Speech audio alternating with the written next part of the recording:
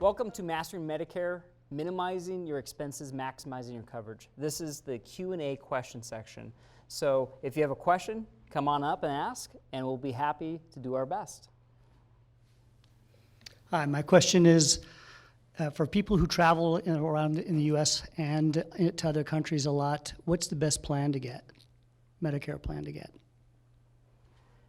Phil, there's about 3 plans for supplemental, and the maximum coverage about $50,000, but Phil knows the exact details of the alphabet soup of the plans. Among the things that original Medicare does not cover from before, foreign travel is one of them. So if you want to be protected when you're traveling outside the United States, there are some letter plans in Medicare supplement policies that will provide you some coverage, but increasingly some Medicare Advantage plans will also provide you emergency coverage overseas. Traditionally, people who traveled a lot, especially out of the country, would never even think of getting a Medicare Advantage plan. They would just stay with basic Medicare and a Med Sup plan. But now you have more options. You just have to make sure you find out ahead of time exactly what's covered. Even inside the United States, again, traditionally, only basic Medicare would cover that, but some Medicare Advantage plans do provide some coverage for travel inside the United States. So do your homework, as always, and make sure you're covered when you hit the road. And generally speaking, there's a cap. It's most of the times it's $50,000, and they may not include very expenses like Medevac could be $200,000. So being covered is the key. Yeah. I hear that the most popular Medicare supplement plans, like C and F, may be going away. Is that true? I don't believe that's the case. I know there's been rumors about F going away and G going away, but I think that's undetermined. What's your thoughts, Phil? Yeah, what happened is that a recent piece of legislation changes the coverage of those 2 plans. Traditionally, C and F plans provided the most complete coverage, including paying your Part B deductible. That annual deductible you have to pay, those plans covered it. But the government, in its infinite wisdom, decided that people didn't have enough skin in the game. So they changed those plans, and those 2 plans will no longer be able, as of 2020, to provide first dollar coverage for Part B.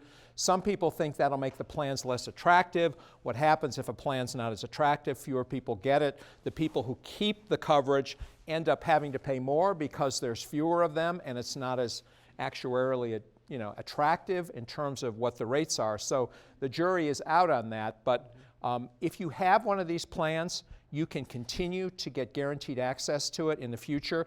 The plans that are grandfathered, you will still have first dollar coverage of those Part B premiums, but you may not like what your overall premium for Med Sup may be if there's an adverse experience in those plans. Hi, could you tell me how much you have to be making for the IRMA to kick in for the $390 premium? Do you have any idea? Generally speaking, once you're over the $220,000, $240,000 tax threshold, but only half your Social Security is in part of that calculation, but there's other sources of income that is in that calculation that you would not think it is, such as municipal bond income. That can, even though it's tax-free at the state level, it may or may not be tax-free at the state level. At the federal level, it is tax-free. But that tax-free income off municipal bonds goes towards the calculation whether you pay taxes with IRMA.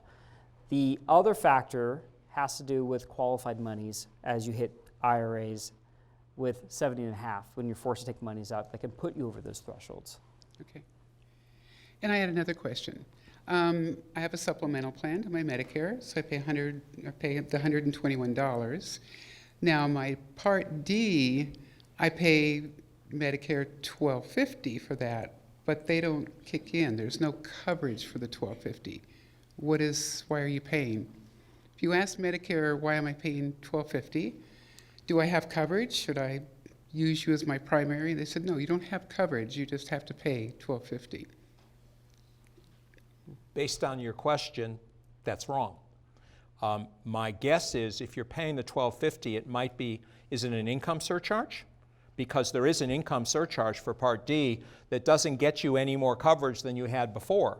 So if you already had Part D, you have a Part D plan, and you're paying whatever premium you pay with that, the Part D surcharge is simply an extra payment that, that you have to pay because of your income. I think you're correct, because my rate went up this year based on income. Now, keep in mind, the other fun thing about IRMA is that it's got a 2-year lag because it takes time for Social Security to find out from the IRS what your income is. And so they will use your tax returns from 2 years ago to figure out your current year IRMA surcharges, which can create some fun and games when you may have an irregular income flow. I did have a guy write me saying, I thought I did really well, I won the lottery, and then I found out my Medicare surcharges were going through the roof. Is there anything I can do about that? And the answer is, not that year. You're pretty well stuck with that for the year, but when your income goes down again, if it does, then you won't be hit with those surcharges. And there's some things that you can do. A lot of times when you're working, you're at a high income level between all the pensions or Social Securities and employment income. Or if you had a big sale of a property that hits that surcharge. But if you find that this year's 2016, they look back at 2014's tax returns, and you know in 2015 and 16 it's not as high, you can actually appeal it and say, look, I'm in a much lower bracket, call Social Security Medicare, and they have a process to appeal it to reduce those payments. Hi, I'm still working and my insurance is through my employer, and I really love it. I'm turning 65 soon, and I wonder, do I need to enroll in anything right now? No. Good. But you should take an opportunity to make sure that your employer coverage is the one you want to keep. There are some rare situations where Medicare would be a better deal than keeping the employer plan, but I tend to think in most cases you're better off with your employer plan. There's one little asterisk here. In order to keep an employer plan after you reach age 65, if you're still working, the drug coverage of the employer plan has to legally be at least as good as what you would get from a Part D plan. Your employer is supposed to send you a notice every year saying they're in compliance with that credibility requirement. I don't think they always do that, but if you're really dotting your I's and crossing your T's, you want to get in touch with your employer and just make sure that your drug coverage through your employer is credible, and that takes you off the hook for needing to worry about Medicare. Okay, thank you. Thank you. All right. I hardly ever get sick, and I sort of don't take medicines because they all have side effects and things like that. But drug prices, I notice, really seem like they're out of control, and I was just wondering, what's the best Medicare plan to protect us from these sky-high prices? Generally speaking, a very popular plan, the most popular plan, is Medicare Part C, the Advantage plans.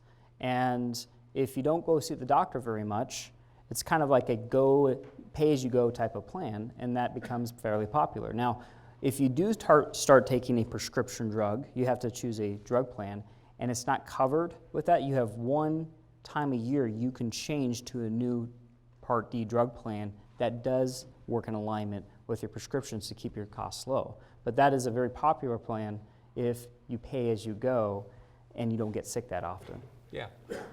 Both plans, whether it's a Part D plan in basic Medicare or in a Medicare Advantage plan, have the same catastrophic coverage at the high end.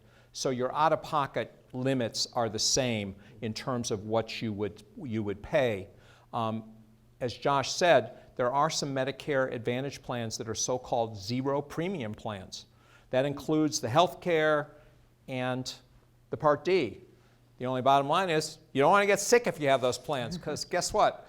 The chances are your co-pays will be higher in those plans, but for some people, zero premium plans are a terrific benefit for them, for healthier individuals like you. Thank you. Thanks very much. Yeah. Hi, I have a question. I'm a military veteran, and is there a different rule that applies for when I apply for Medicare? It's a good question for you, Phil. Yeah, they're great questions, and some of these have some nuances that either we don't have time to get into or I need to go talk to my own experts, because this stuff can get very complicated. Generally, your VA benefits remain in place once you reach age 65. You don't have to get Medicare in that situation, but if you don't, you're limited to the benefits you get from your VA plan. So first of all, you have to make sure that you do qualify for VA when you're retired. Secondly, VA care is limited to being provided at a VA facility. So depending on your health profile, maybe you love all your VA docs, maybe you love their drugs. VA drug plans usually have a limited choice of drugs, which is called a formulary. So depending on the drugs you take, maybe your VA plan is great, maybe it's not. And so, like all these other things, to take care of yourself, you probably need to do some homework just to make sure that you're making the right call. One of the downsides is that if you forego signing up for Medicare at that time and then change your mind later, you might get hit with late enrollment penalties and have some difficulties because you didn't sign up for Medicare when you turn 65. You just have to go over that in your mind in terms of what you want. Thanks. I'm not currently employed. I'm on Medicare. I want to know if I'm eligible for opening HSA account, health savings account, because I don't know what's considered high deductible account. No. Simple answer is no. Earned income. There's a gotcha that has affected a lot of people because health savings accounts have been very popular. Why? Because the contributions are tax deductible, which is great. That's what like a 401k is. You can place the proceeds in accounts like 401ks and they generate income. And if you spend them on medical items, they're not taxed on the way out. The only account I know of that doesn't get taxed either way, and they will roll over forever. So I advise people, really healthy people, max out your HSAs so that when you retire, you have this pool of tax-free money that you can then use later on for your health care expenses, such as Medicare. The problem is that if you're on Medicare, you can't participate in an HSA account. In fact, the government wants you to tell it 6 months ahead of time that you can't participate in accounts. So you got to be pretty smart in terms of knowing 6 months ahead of time that you're going to be on Medicare.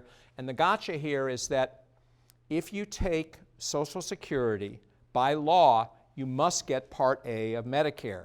You can't avoid it. The only way to avoid Part A is to say to Social Security, I don't want my Social Security payments. Not a good idea. So if you take that Social Security, you're going to get Part A. If you get Part A, guess what? Bingo, you're legally considered to be on Medicare. You can't contribute to an HSA, I'm sorry to say. Well, thank you for the audience for your participation today, your questions, your participation, and thank you, Phil, for all that you've done with contributing to PBS and Arizona. And thank you for the viewers out there for investing into yourself in your financial education.